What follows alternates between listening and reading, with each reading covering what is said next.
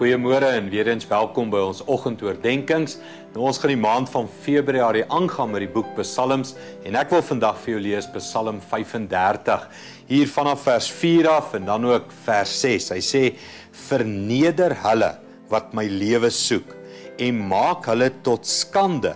Laat hulle wat kwaad beplan teen my in verwarring omdraai." En dan vers 6, hy sê: "Maak hulle pad donker en glibberig, terwyl die engel van die Here hulle agtervolg." Ons sien hier iets van eerlikheid in gebede. Ek weet nie hoe jy al gevoel teenoor ander mense nie, teenoor vyande nie, mense vir wie jy kwaad is of mense wat kwaad teenoor jou beplan. Nou Dawid het hierdie vyande gehad en dan bid hy harde woorde. Hy sê: "Here, haal hulle in van agteraf, maak hulle pad glibberig, wis hulle uit."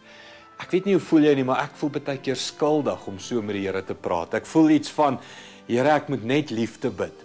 Dawid wys ons iets van gebed. Gebed moet altyd eerlik wees. Sê vir die Here as jy kwaad is. Sê vir die Here as jy ongelukkig is. Jy kan altyd later sê: Here, ek weet dit is verkeerd om so te voel, maar dis eerlik hoe ek nou voel. En ek dink die Here wil eerder ons eerlikheid hê as ons mooi woorde en ons mooi gedagtes, maar dit kom nie uit die hart uit nie. Kom ons bid eerlike gebede. Kom ons bid saam. Hemelse Vader, help ons om altyd eerlik in ons gebede met U te wees. Dankie daarvoor, Here, in Jesus naam. Amen. Goed gaan en ons sien mekaar weer môre.